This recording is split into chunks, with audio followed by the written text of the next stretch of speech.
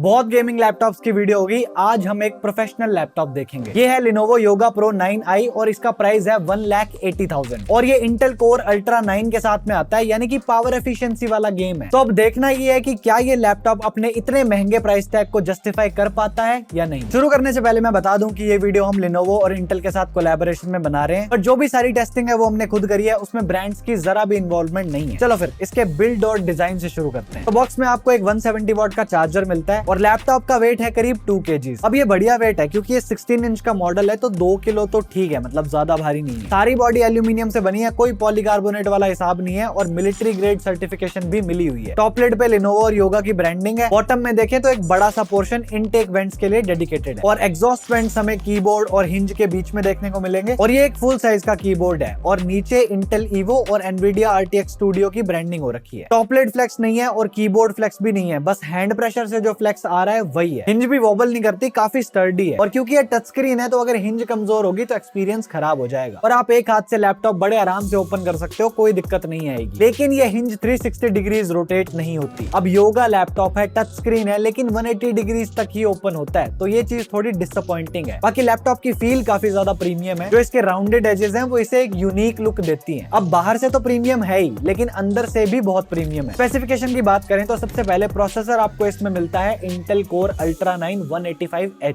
जो कि हमारा 16 कोर 22 थ्रेड वाला प्रोसेसर है। इसमें 6 P कोर है, 8 E कोर है और 2 LPE कोर्स हैं। यही अपना Intel का हाइब्रिड आर्किटेक्चर है, जिसमें P कोर परफॉर्मेंस वाले टास्क में यूज हो जाएगी, E कोर मल्टीमीडिया और ब्राउजिंग वगैरह में यूज हो जाएंगी और LPE कोर्स Intel अपने अल्ट्रा सीरीज के प्रोसेसर्स में यूज करता है और ये E कोर से भी कम पावर लेती है। और Intel की जो अल्ट्रा सीरीज है वो मोस्टली पावर एफिशिएंसी पे फोकस्ड होती है, इसलिए इसमें E कोर P कोर से ज्यादा है और इसमें एक डेडिकेटेड NPU भी मिल जाता है जो कि AI प्रोसेसिंग में काम आएगा, जैसे जब हम इमेजेस वगैरह जनरेट करवाते हैं, ऐसा कुछ। और Lenovo का तो मिशन ही है कि वो अपने प्रोडक्ट्स के साथ सबको स्मार्ट टेक्नोलॉजी दे सके और ये लैपटॉप Intel Evo सर्टिफाइड भी है, यानी कि कुछ पर्टिकुलर स्टैंडर्ड्स होते हैं वो एक लैपटॉप को मीट करने पड़ते हैं, तभी वो Evo सर्टिफाइड बनता है और वो स्टैंडर्ड्स आप स्क्रीन पे देख सकते हो। ये सब होगा तभी एक लैपटॉप Intel Evo सर्टिफाइड होगा। अब AI आजकल बहुत से सॉफ्टवेयर्स में यूज हो जाती है, जैसे मेरे में मोस्टली प्रीमियर प्रो में सीन डिटेक्शन या फिर फोटोशॉप थंबनेल्स में चीजों को जनरेट करने के काम आती है। इसके अलावा आप ब्लेंडर या ऑडेसिटी में भी AI का यूज कर सकते हो। जीपीयू को देखें तो आपको एक 6 GB का RTX 4050 मिलता है 100 वॉट TGP के साथ में, जो कि गेमिंग के हिसाब से बेस्ट नहीं है, लेकिन जिस कैटेगरी के लिए ये लैपटॉप बनाया गया है उनके लिए काफी अच्छा है। और TGP कम रखने का एक रीजन ये भी होता है कि इसमें गेमिंग लैपटॉप जितनी जगह ही नहीं होती, क्योंकि ये पतले लैपटॉप्स होते हैं तो ये हीट को गेमिंग लैपटॉप जितना अच्छे से हैंडल नहीं कर पाते। बाकी जब गेमिंग करेंगे तब मैं आपको दिखाता हूँ। इसके अलावा आपको एक 32 GB DDR5X वाली सोल्डर्ड रैम मिलेगी, यानी कि आप इसे फर्दर एक्सपैंड नहीं कर सकते और एक 1 TB PCIe Gen 4 SSD लगी हुई है, जिसकी रीड एंड राइट स्पीड आप देख सकते हो। रीड स्पीड तो प्रॉपर Gen 4 वाली है, लेकिन राइट स्पीड Gen 4 की मैक्सिमम स्पीड से थोड़ी कम है और कनेक्टिविटी के लिए आपको इसमें Wi-Fi 6E और Bluetooth 5.3 का सपोर्ट मिलता है। अब गेमिंग परफॉर्मेंस देखने से पहले बेंचमार्क्स देख लेते हैं। तो सारे टेस्ट परफॉर्मेंस मोड और रूम टेम्परेचर में ही हुए हैं। अब आप नंबर्स देखो। सबसे पहले Cinebench R23 का सिंगल कोर स्कोर है 18,000 और मल्टी कोर स्कोर है 1900, जो कि बढ़िया नंबर्स हैं। इसके बाद Cinebench 2024 के नंबर्स ये रहे। Geekbench के CPU स्कोर्स भी आपके सामने है। सिंगल कोर में 2500 और मल्टी कोर में 14,000 और Geekbench का GPU स्कोर 80,000 आ रहा है। इसके बाद 3D Mark TimeSpy का स्कोर देखो, वैसे तो 9,000 आ रहा है और ये अच्छा स्कोर माना जाएगा, बट इसमें भी अगर आप देखोगे तो GPU स्कोर थोड़ा कम है और इसीलिए वो एवरेज स्कोर को थोड़ा कम कर रहा है। PC Mark 10 जो कि ज्यादा CPU बेस्ड बेंचमार्क है, उसका स्कोर आ रहा है 4 बार 7 और ये हमारे ब्लेंडर GPU बेंचमार्क के नंबर है। स्कोर्स तो हो गए आपको एक अंदाजा देने के लिए।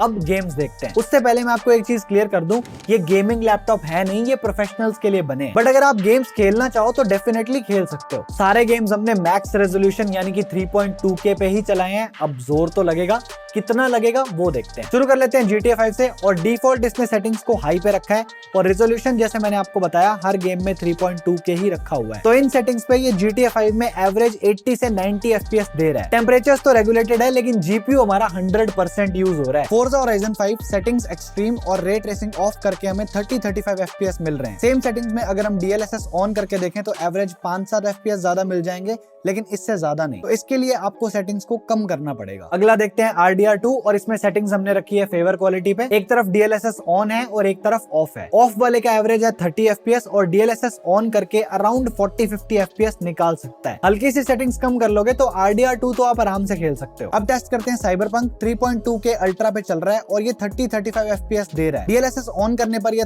35 से 45 FPS टच करता है, उससे ज्यादा नहीं जाता। तो रे ट्रेसिंग ऑन करने का कोई फायदा ही नहीं है। एक बार मैंने 1080 पे भी ट्राई किया तो उसमें FPS 100 चले गए थे। सो गेमिंग कर सकते हो लेकिन कॉम्प्रोमाइजेस के साथ करनी पड़ेगी। विचर 3 भी ट्राई किया, इसमें अल्ट्रा सेटिंग्स पे 100-120 के आसपास FPS आ रहे थे और DLSS ऑन करने पे कोई फर्क नहीं पड़ा, उल्टा थोड़े कम ही हुए हैं। और अल्ट्रा में अगर आप रे ट्रेसिंग ऑन कर दोगे तो आपको एवरेज 70-75 FPS मिल जाएंगे। तो आप इधर उधर की एडजस्टमेंट्स करके गेमिंग कर सकते हो, लेकिन रे ट्रेसिंग से आप थोड़ा दूर ही रहना। आगे बढ़ने से पहले प्राइसिंग देखते हैं। तो योगा प्रो 9i की प्राइस आज की डेट में 1,80,000 है। बट अगर आप लिनोवो की वेबसाइट से खरीदोगे तो आपको कुछ फायदे मिल सकते हैं, जैसे कि आप लैपटॉप को अपने हिसाब से कस्टमाइज कर सकते हो। अगर आपको RTX 3060 या 3070 चाहिए तो वो ऐड कर लो। 32GB रैम की जगह 64 करवानी हो तो वो करवा लो। और अगर आप टेकपीडिया 3000 कूपन कोड यूज करोगे तो आपको 3000 का डिस्काउंट भी मिलेगा। और यहाँ से ऑर्डर करने पे कुछ पिन कोड्स पे ये 4 आवर डिलीवरी का भी ऑप्शन देते हैं। सो काफी फायदे हो सकते हैं। डिस्प्ले की बात करें तो इसकी display is such a breeze. एक बार स्पेक्स देखो इसके। ये एक 3.2K रेजोल्यूशन वाली pure site mini LED display और हाइट थोड़ी ज्यादा है तो एस्पेक्ट रेशियो भी आपको 16:10 मिलता है। 165 हर्ट्ज के रिफ्रेश रेट के साथ में आता है, लेकिन ये डायनेमिक नहीं है। या तो 60 हर्ट्ज कर लो या 165 हर्ट्ज कर लो। कलर गैमेट में लिनोवो क्लेम करता है कि ये 100% DCI-P3, 100% Adobe RGB और 100% sRGB वाला पैनल है। तो कलर से रिलेटेड आप कोई भी काम कर लो, कलर ग्रेडिंग करना चाहो तो वो कर लो, या फिर मूवीज वगैरह अगर आप देखोगे तो आपको डिस्प्ले से कोई शिकायत नहीं होने वाली। और ये डॉल्बी विजन को भी सपोर्ट करता है एंड ये टच स्क्रीन भी है। लेकिन मुझे इस टच स्क्रीन की फंक्शनैलिटी में थोड़ा सा इशू लगता है, क्योंकि होता क्या है, जब भी मैं इसकी टच स्क्रीन चलाने की कोशिश करता हूँ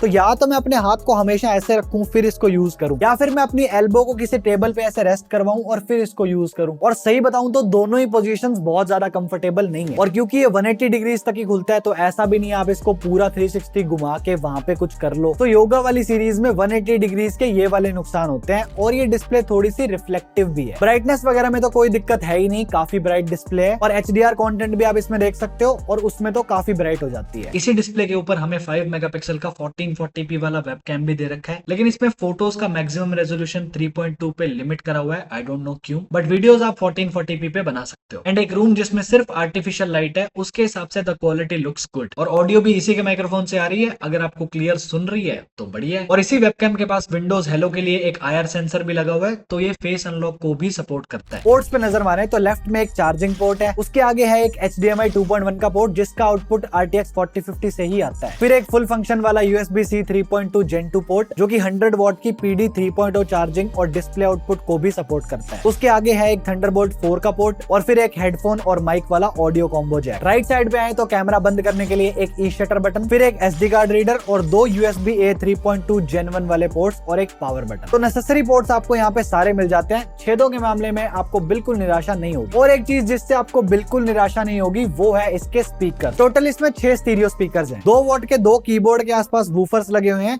और बाकी के 4 2 वॉट के नीचे ट्विटर्स लगे हुए हैं। और मैकबुक को छोड़ के मैंने बहुत ऐसे कम लैपटॉप्स देखे हैं जिनके स्पीकर्स इतने ज्यादा सही होते हैं। आवाज बहुत ही क्लियर है, लाउडनेस भी है और हाई वॉल्यूम पे डिस्टॉर्शन भी नहीं होती। एंड इसके साथ साथ काफी बेसी आवाज आती है और ये डॉल्बी एटमॉस को भी सपोर्ट करता है। सो साउंड क्वालिटी में इसको पूरे नंबर मिलेंगे। बट स्टिल अगर आपको थोड़ी बहुत भी कमी लगे तो आप वेंटेज सॉफ्टवेयर में जाके साउंड को अपने हिसाब से ट्वीक भी कर सकते हो। और इसमें डॉल्बी एक्सेस की भी ऐप है, आप उसमें भी जाके आवाज को अपने हिसाब से ट्यून कर पाओगे। और मुझे इसका कीबोर्ड काफी पसंद आया है, टाइपिंग में बहुत ही सॉफ्ट फील होता है और 1.5 मिलीमीटर का की ट्रेवल है। तो टाइपिंग का एक्सपीरियंस आपका बहुत अच्छा रहने वाला है। एंड ऑफ कोर्स ये एक बैकलाइट कीबोर्ड है और लाइटिंग को आप फंक्शन प्लस स्पेस से कंट्रोल कर सकते हो। इसमें 3 मोड्स हैं, ऑटो, ब्राइट और मोर ब्राइट। ट्रैक पैड को देखें तो एक तो इसका साइज काफी बड़ा है और इसके क्लिक्स भी बहुत सॉफ्ट हैं। ट्रैक पैड ऐसे अंदर की तरफ फ्लेक्स नहीं करता। और ये विंडोज के जेस्चर्स को तो सपोर्ट करता ही है, इसके साथ साथ ये लिनोवो के मल्टीमीडिया जेस्चर्स को भी सपोर्ट करता है, जिसमें लेफ्ट साइड से स्लाइड करके ब्राइटनेस कंट्रोल हो जाएगी और राइट से स्लाइड करके वॉल्यूम कंट्रोल हो जाएगी। बैटरी की बात करें तो इसमें आपको एक 84 वॉट आवर की बैटरी मिलती है, जो कि एक 16 इंच लैपटॉप के हिसाब से थोड़ी छोटी है। लेकिन क्योंकि इसमें अल्ट्रा प्रोसेसर है और ये ईवो सर्टिफाइड भी है तो कुछ ना कुछ करके बात बन जाती है। गेमिंग लैपटॉप से तो ऑब्वियसली ज्यादा ही बैटरी लाइफ मिलेगी। मेरे पास नॉर्मल यूसेज जिसमें एक्सटेंसिव एडिटिंग और गेमिंग नहीं आते, उसमें ये अराउंड 5 घंटे चल जाता है। बाकी बैटरी यूसेज बहुत फैक्टर्स पे वेरी करेगा, जैसे कि रिफ्रेश रेट या फिर डिस्प्ले आउटपुट आप RTX 4050 से ले रहे हो या आर्क से ले रहे हो, और पूरा चार्ज होने में लगभग 1 घंटे का समय लगता है। तो आपके लिए ये लैपटॉप कैसा रहेगा? तो देखो, इस लैपटॉप के काफी सारे प्रोज हैं और जहाँ पे भी मेरे को छोटी मोटी कमी लगी वो मैंने आपको बता दी। अच्छे स्पीकर, बेहतरीन स्क्रीन, पावर एफिशिएंट प्रोसेसर, इस सब को देखते हुए आई थिंक ये मशीन प्रोफेशनल्स के लिए काफी बढ़िया है, आप ले सकते हो।